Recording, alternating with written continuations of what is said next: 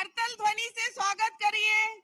ये हमारे लिए गौरव की बात है, गर्व की बात है कि विश्व के शक्तिशाली नेताओं में से एक माननीय प्रधानमंत्री जी आज हमारी धर्म सभा में उपस्थित हैं। मैं शॉल ओढ़ाने के लिए इस मालासर डूंगरी के पुजारी हेमराज जी गुजर और सवाई भोज महाराज के महंत हमारे सुरेश दास जी महाराज से आग्रह करूंगी कि माननीय प्रधानमंत्री जी का शॉल ओढ़ाकर स्वागत करें।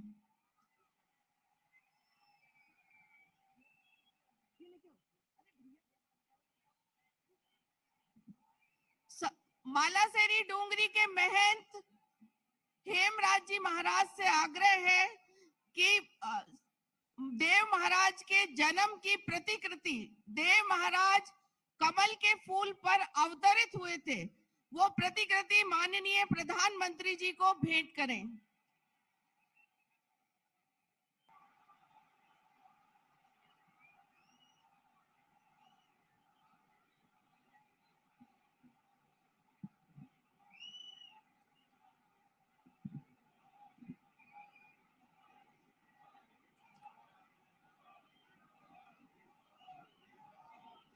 मालासेरी डूंगरी की साड़ू माता की सवाई भोज महाराज की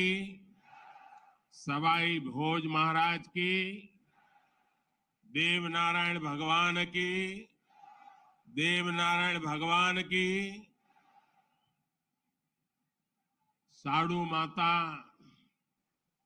गुर्जरी की ई तपोभूमि महादानी बगड़ावत सुरवीरारी कर्मभूमि और देवनारायण भगवान री जन्मभूमि मालासेरी डूंगरी न मारो प्रणाम।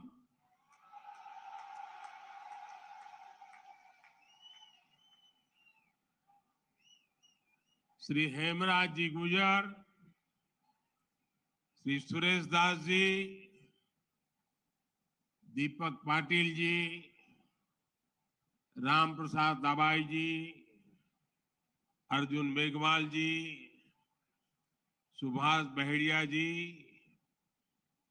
और देश भर से पधारे मेरे प्यारे भाइयों और बहनों,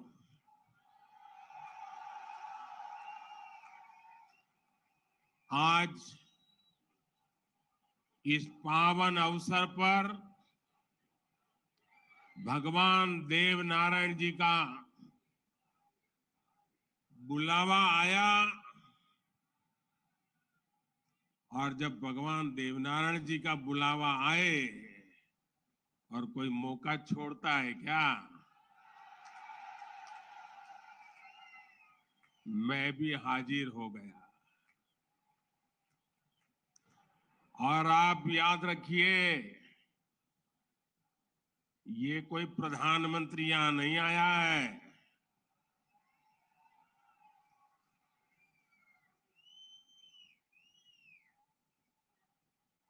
मैं पूरे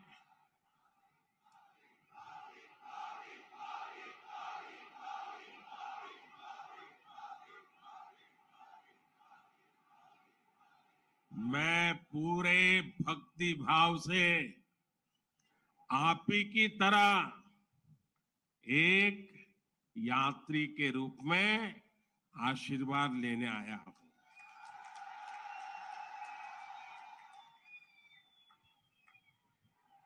अभी मुझे यज्ञशाला में पूर्णाहुति देने का भी सौभाग्य मिला। मेरे लिए ये भी सौभाग्य का विषय है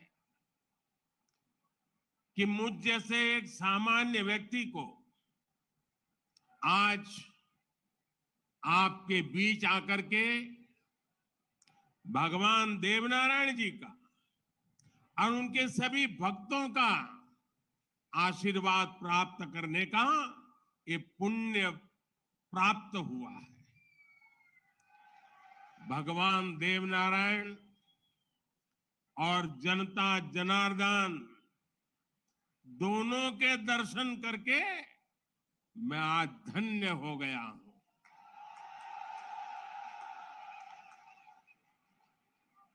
देश भर से यहां पधारे सभी श्रद्धालुओं की भांति मैं भगवान देवनारायण से अनवरत राष्ट्र सेवा के लिए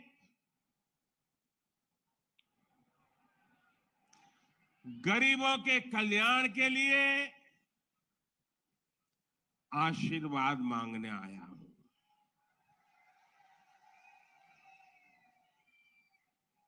साथियों, ये भगवान देवनारायण का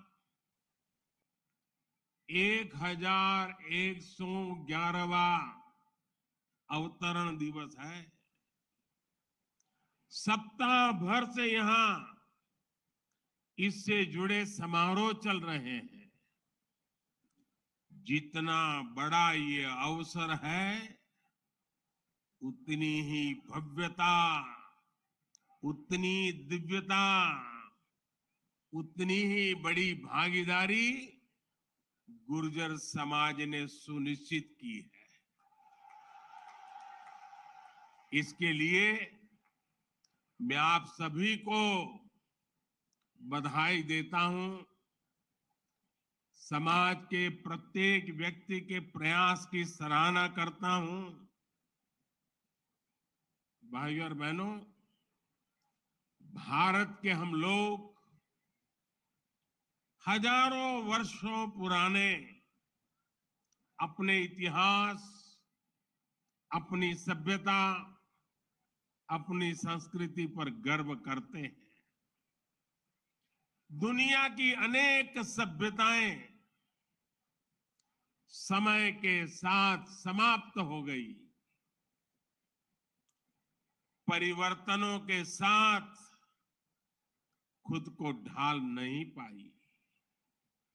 भारत को भी भौगोलिक, सांस्कृतिक, सामाजिक और वैचारिक रूप से तोड़ने के बहुत प्रयास हुए, लेकिन भारत को कोई भी ताकत समाप्त नहीं कर पाई। भारत सिर्फ एक भूभाग नहीं है, बल्कि हमारी सभ्यता की, संस्कृति की, सद्भावना की, संभावना की एक अभिव्यक्ति है। इसलिए आज भारत अपने वैभवशाली भविष्य की नींव रख रहा है। और जानते हैं, इसके पीछे सबसे बड़ी प्रेरणा, सबसे बड़ी शक्ति क्या है? किसकी शक्ति से, किसके आशीर्वाद से? भारत अटल है, अजर है, अमर है। मेरे प्यारे भाइयों और बहनों, ये शक्ति हमारे समाज की शक्ति है। देश के कोटि कोटि जनों की शक्ति है। भारत की हजारों वर्षों की यात्रा में समाज शक्ति की बहुत बड़ी भूमिका रही। हमारा ये सौभाग्य रहा है कि हर महत्वपूर्ण काल में हमारे समाज के भीतर से ही एक ऐसी ऊर्जा निकलती है जिसका प्रकाश सबको दिशा दिखाता है, सबका कल्याण करता है। भगवान देवनारायण भी ऐसे ही ऊर्जा पुंज थे, अवतार थे, जिन्होंने अत्याचारियों से हमारे जीवन और हमारी संस्कृति की रक्षा की। देह रूप में मात्र 31 वर्ष की आयु बिताकर जनमानस में अमर हो जाना सर्वसिद्ध अवतार के लिए ही संभव है। उन्होंने समाज में फैली बुराइयों को दूर करने का साहस किया, समाज को एकजुट किया, समरसता के भाव को फैलाया। भगवान देवनारायण ने समाज के विभिन्न वर्गों को साथ जोड़कर आदर्श व्यवस्था कायम करने की दिशा में काम किया। यही कारण है कि भगवान देवनारायण के प्रति समाज के हर वर्ग में श्रद्धा है, आस्था है। इसलिए भगवान देवनारायण आज भी लोक जीवन में परिवार के मुखिया की तरह है। उनके साथ परिवार का सुख दुख बांटा जाता है। भाई और बहनों, भगवान देवनारायण ने हमेशा सेवा और जन कल्याण को सर्वोच्चता दी। यही सीख, यही प्रेरणा लेकर हर श्रद्धालु यहां से जाता है। जिस परिवार से वे आते थे, वहां उनके लिए कोई कमी नहीं थी, लेकिन सुख सुविधा के बजाय उन्होंने सेवा और जन कल्याण का कठिन मार्ग चुना। अपनी ऊर्जा का उपयोग भी उन्होंने प्राणी मात्र के कल्याण के लिए किया। भाई और बहनों, भला जी भला, देव भला।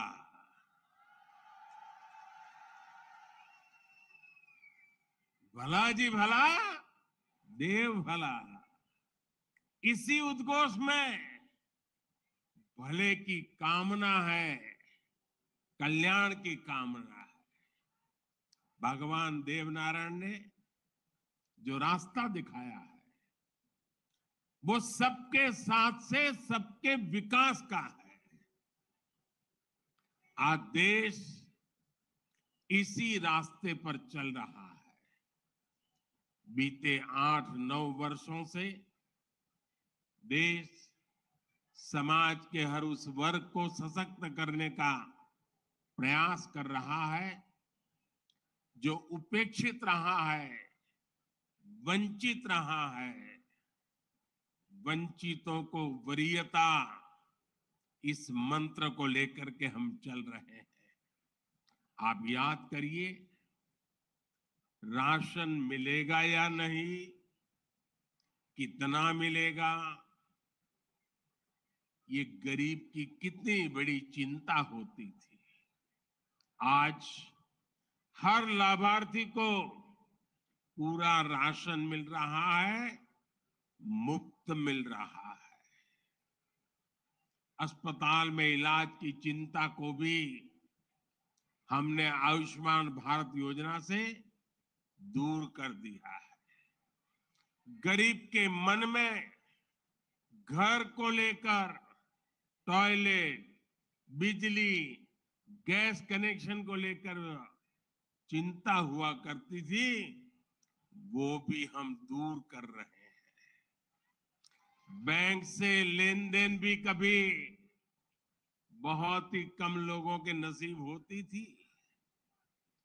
आज देश में सभी के लिए बैंक के दरवाजे खुल गए हैं।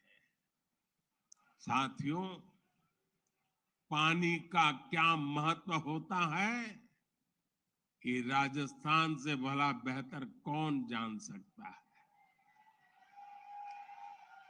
लेकिन आजादी के अनेक दशकों बाद भी देश के सिर्फ 3 करोड़ परिवारों तक ही नल से जल की सुविधा थी। 16 करोड़ से ज्यादा ग्रामीण परिवारों को पानी के लिए संघर्ष करना पड़ता था।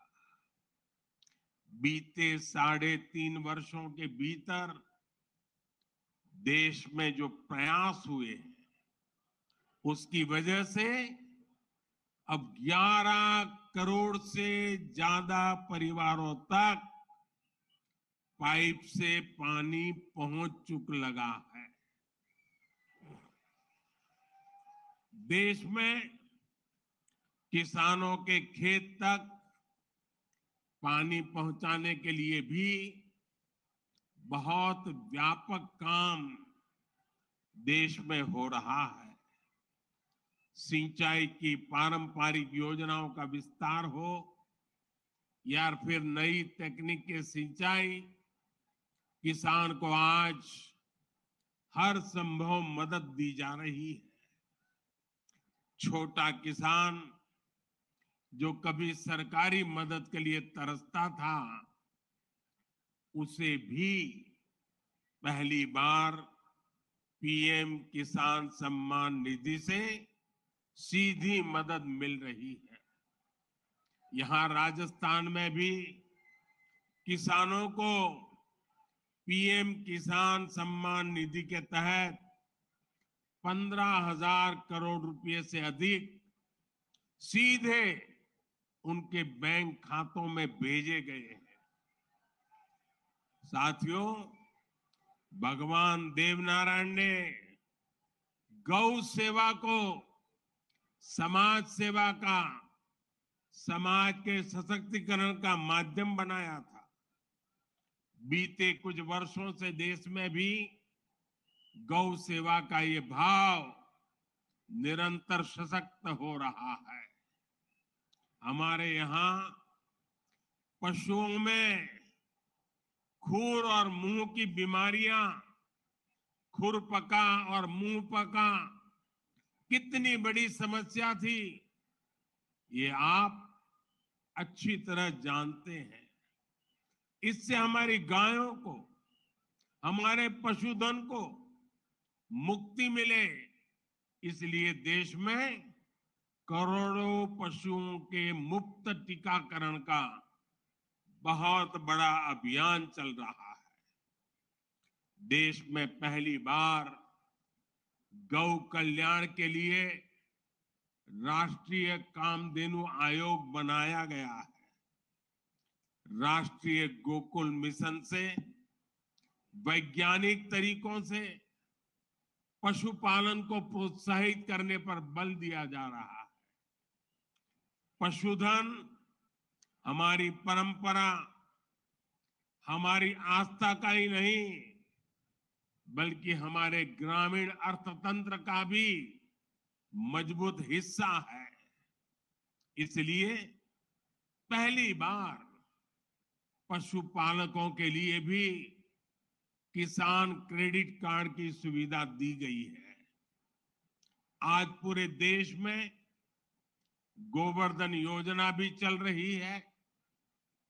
ये गोबर सहित खेती से निकलने वाले कचरे को कंचन में बदलने का अभियान है। हमारे जो डेयरी प्लांट हैं, वे गोबर से पैदा होने वाली बिजली से ही चले, इसके लिए भी प्रयास किए जा रहे हैं। साथियों, पिछले वर्ष स्वतंत्रता दिवस के अवसर पर मैंने लाल किले से पंच प्राणों पर चलने का आग्रह किया था। उद्देश्य यही है कि हम सभी अपनी विरासत पर गर्व करें, गुलामी की मानसिकता से बाहर निकले और देश के लिए अपने कर्तव्यों को याद रखें, अपने मनुष्यों के दिखाए रास्तों पर चलना और हमारे बलिदानियों, हमारे शूरवीरों के शौर्य को याद रखना भी इसी संकल्प का हिस्सा है। राजस्थान तो धरोहरों की धरती है। यहां सृजन है, उत्साह और उत्सव भी है, परिश्रम और परोपकार भी है। शौर्य यहां घर घर के संस्कार है। रग राग राजस्थान के पर्याय है।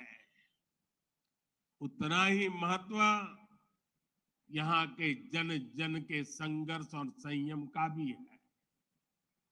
ये प्रेरणा स्थली भारत के अनेक गौरवशाली पलों की, व्यक्तित्वों की साक्षी रही है।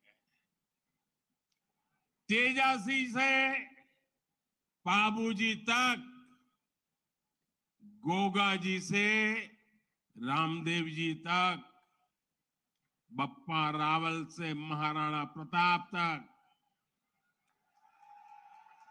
यहां के महापुरुषों, जननायकों, लोक देवताओं और समाज सुधारकों ने हमेशा देश को रास्ता दिखाया है।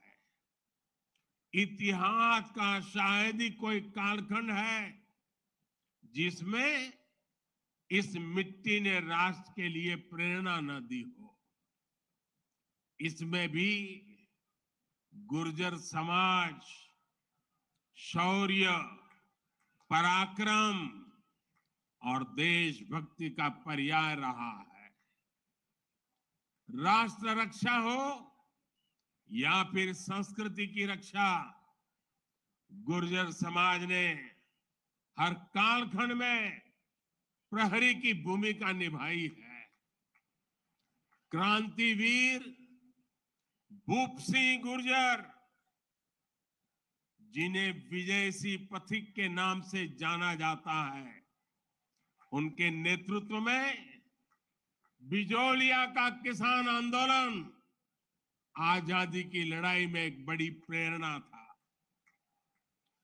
कोतवाल धन सिंह जी और जोगराज सिंह जी ऐसे अनेक योद्धा रहे हैं जिन्होंने देश के लिए अपना जीवन दे दिया।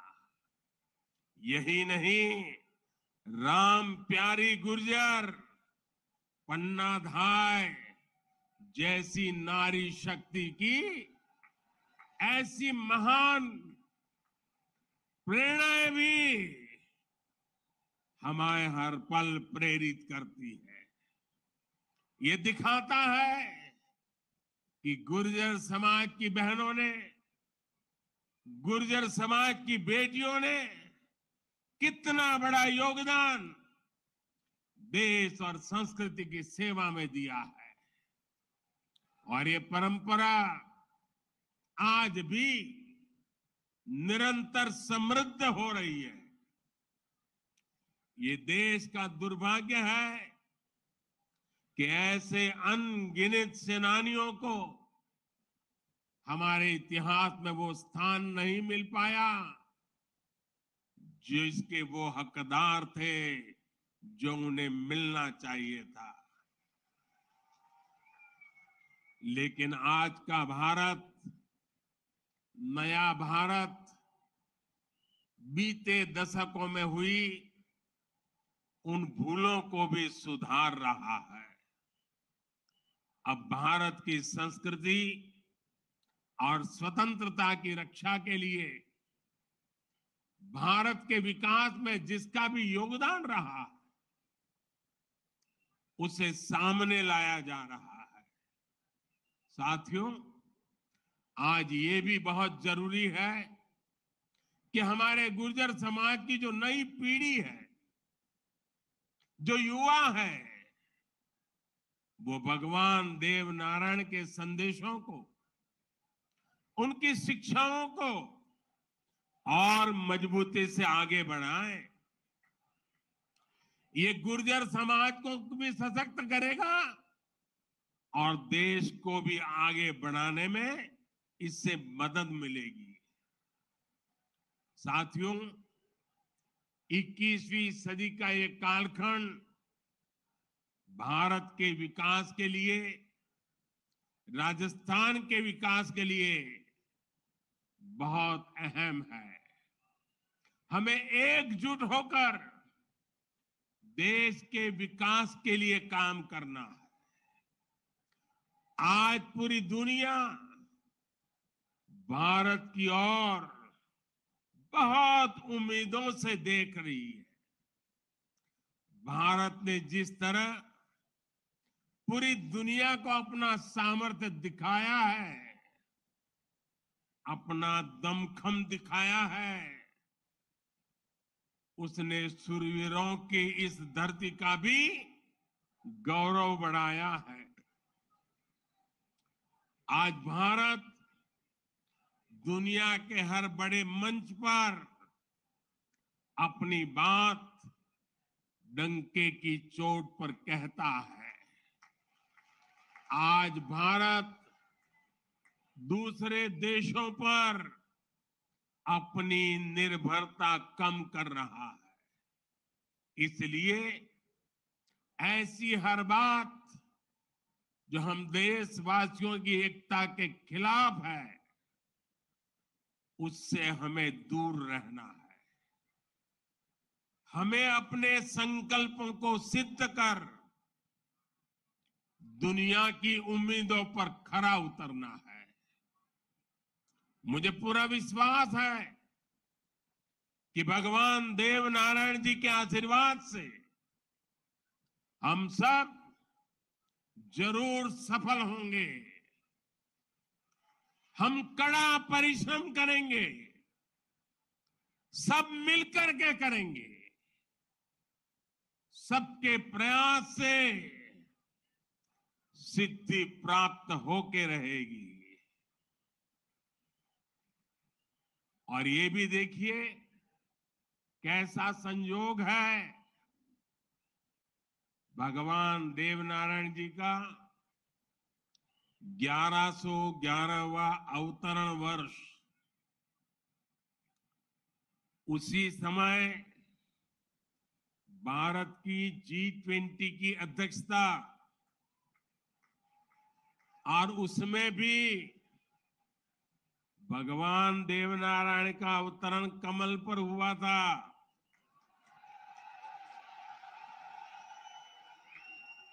और G20 का जो लोगो है, उसमें भी कमल के ऊपर पूरी पृथ्वी को बिठाया है। ये भी बड़ा संयोग है। और हम तो वो लोग हैं जो पैदाइशी कमल के साथ हुई है।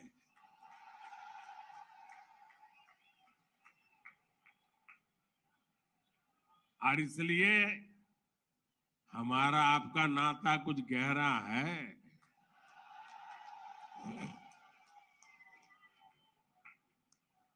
लेकिन मैं पूज्य संतों को प्रणाम करता हूं। इतनी बड़ी तादाद में यहां आशीर्वाद देने आए हैं। मैं समाज का भी हृदय से आभार व्यक्त करता हूं कि गौरव बढ़ाया है।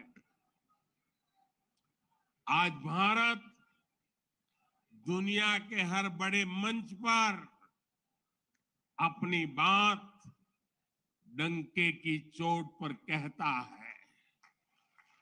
आज भारत दूसरे देशों पर अपनी निर्भरता कम कर रहा है। इसलिए ऐसी हर बात जो हम देशवासियों की एकता के खिलाफ है, उससे हमें दूर रहना है। हमें अपने संकल्पों को सिद्ध कर दुनिया की उम्मीदों पर खरा उतरना है। मुझे पूरा विश्वास है कि भगवान देव नारायण जी के आशीर्वाद से हम सब जरूर सबको के मुफ्त टीकाकरण का बहुत बड़ा अभियान चल रहा है। देश में पहली बार गौ कल्याण के लिए राष्ट्रीय कामधेनु आयोग बनाया गया है। राष्ट्रीय गोकुल मिशन से वैज्ञानिक तरीकों से पशुपालन को प्रोत्साहित करने पर बल दिया जा रहा है। पशुधन हमारी परंपरा, हमारी आस्था का ही नहीं, बल्कि हमारे ग्रामीण अर्थतंत्र का भी मजबूत हिस्सा है। इसलिए पहली बार पशुपालकों के लिए भी किसान क्रेडिट कार्ड की सुविधा दी गई है। आज पूरे देश में गोवर्धन योजना भी चल रही है। ये गोबर सहित खेती से निकलने वाले कचरे को कंचन में बदलने का अभियान है। हमारे जो डेयरी प्लांट है वे गोबर से पैदा होने वाली बिजली से ही चले, इसके लिए भी प्रयास किए जा रहे हैं। साथियों, पिछले वर्ष स्वतंत्रता दिवस के अवसर पर मैंने लाल किले से पंच प्राणों पर चलने का आग्रह किया था। उद्देश्य यही है कि हम सभी अपनी विरासत पर गर्व करें, गुलामी की मानसिकता से बाहर निकले और देश के लिए अपने कर्तव्यों को याद रखें। अपने मनुष्यों के दिखाए रास्तों पर चलना और हमारे बलिदानियों, हमारे शूरवीरों के शौर्य को याद रखना भी इसी संकल्प का हिस्सा है। राजस्थान तो धरोहरों की धरती है। यहां सृजन है, उत्साह और उत्सव भी है, परिश्रम और परोपकार भी है। शौर्य यहां घर घर के संस्कार है। रग राग राजस्थान के पर्याय है। उतना ही महत्व यहां के जन जन के संघर्ष और संयम का भी है। ये प्रेरणा स्थली भारत के अनेक गौरवशाली पलों की, व्यक्तित्वों की साक्षी रही है। तेजासी से बाबूजी तक, गोगा जी से रामदेव जी तक, बप्पा रावल से महाराणा प्रताप तक, यहां के महापुरुषों, जननायकों, लोक देवताओं और समाज सुधारकों ने हमेशा देश को रास्ता दिखाया है। इतिहास का शायद ही कोई कालखंड है जिसमें इस मिट्टी ने राष्ट्र के लिए प्रेरणा न दी हो। इसमें भी गुर्जर समाज शौर्य, पराक्रम और देशभक्ति का पर्याय रहा है। राष्ट्र रक्षा हो या फिर संस्कृति की रक्षा, गुर्जर समाज ने हर कालखंड में प्रहरी की भूमिका निभाई है। क्रांतिवीर भूप सिंह गुर्जर, जिन्हें विजय सिंह पथिक के नाम से जाना जाता है, उनके नेतृत्व में बिजोलिया का किसान आंदोलन आजादी की लड़ाई में एक बड़ी प्रेरणा था। कोतवाल धन सिंह जी और जोगराज सिंह जी ऐसे अनेक योद्धा रहे हैं जिन्होंने देश के लिए अपना जीवन दे दिया। यही नहीं, राम प्यारी गुर्जर, पन्ना धाय जैसी नारी शक्ति की ऐसी महान प्रेरणाएं भी हमें हर पल प्रेरित करती है। ये दिखाता है कि गुर्जर समाज की बहनों ने, गुर्जर समाज की बेटियों ने कितना बड़ा योगदान देश और संस्कृति की सेवा में दिया है। और ये परंपरा आज भी निरंतर समृद्ध हो रही है।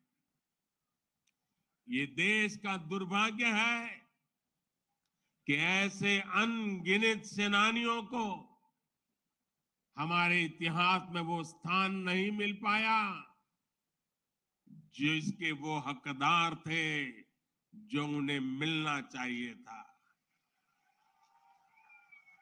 लेकिन आज का भारत, नया भारत, बीते दशकों में हुई उन भूलों को भी सुधार रहा है।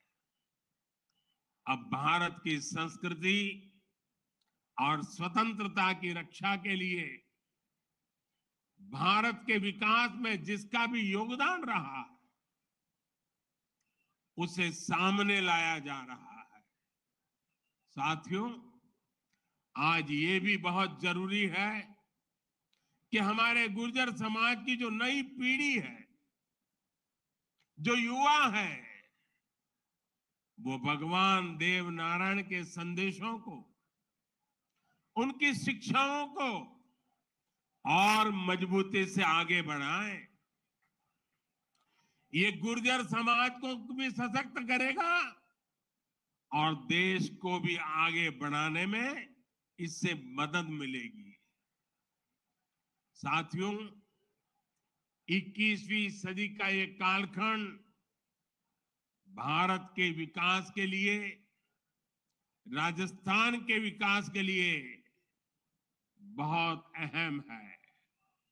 हमें एकजुट होकर देश के विकास के लिए काम करना है।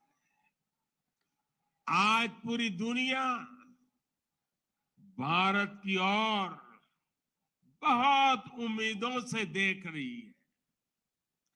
भारत ने जिस तरह पूरी दुनिया को अपना सामर्थ्य दिखाया है, अपना दमखम दिखाया है, उसने शूरवीरों की इस धरती का भी गौरव बढ़ाया है। आज भारत दुनिया के हर बड़े मंच पर अपनी बात डंके की चोट पर कहता है। आज भारत दूसरे देशों पर अपनी निर्भरता कम कर रहा है।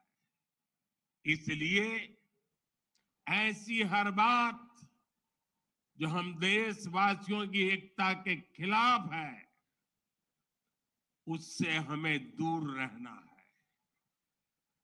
हमें अपने संकल्पों को सिद्ध कर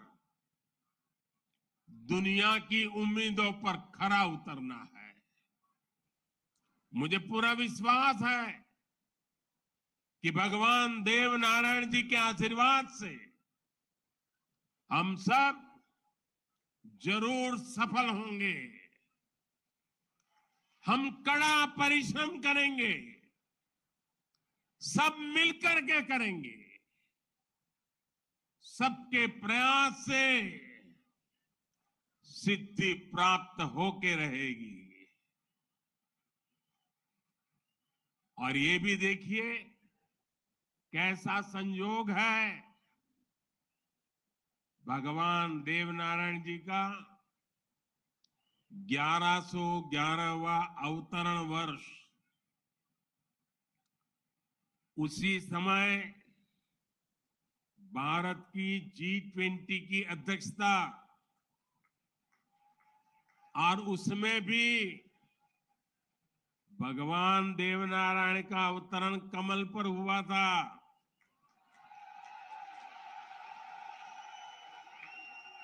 और G20 का जो लोगो है उसमें भी कमल के ऊपर पूरी पृथ्वी को बिठाया है। ये भी बड़ा संयोग है। और हम तो वो लोग हैं जो पैदाइशी कमल के साथ हुई है।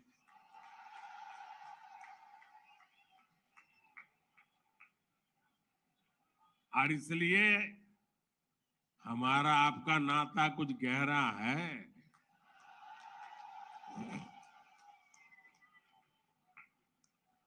लेकिन मैं पूज्य संतों को प्रणाम करता हूं। इतनी बड़ी तादाद में यहां आशीर्वाद देने आए हैं। मैं समाज का भी हृदय से आभार व्यक्त करता हूं कि एक भक्त के रूप में मुझे आज यहां बुलाया, भक्ति भाव से बुलाया। ये सरकारी कार्यक्रम नहीं है। पूरी तरह समाज की शक्ति, समाज की भक्ति, उसी ने मुझे प्रेरित किया और मैं आपके बीच पहुंच गया। मेरी आप सबको अनेक अनेक शुभकामनाएं हैं। जय देव दरबार, जय देव दरबार, जय देव दरबार।